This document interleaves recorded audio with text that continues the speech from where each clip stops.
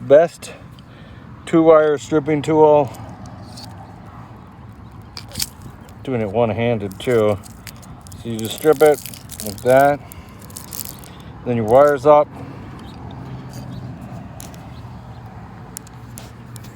Get your normal wire cutter strippers kind of deal.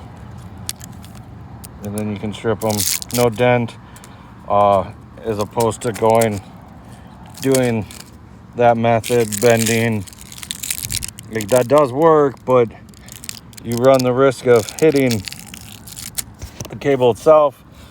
Bonus tip, DBYs should be facing down so the grease pushes into the wire nut. That's the correct orientation of DBYs, or grease-filled wire nuts, in the ground. What do you think? I'll give a link to the Gorilla strippers. They make a nice regular wire strippers like this. Milwaukee, son. But yeah, the Gorilla UF stripper. Little potato peeler in there. Save a lot of time wiring up 2-wire systems.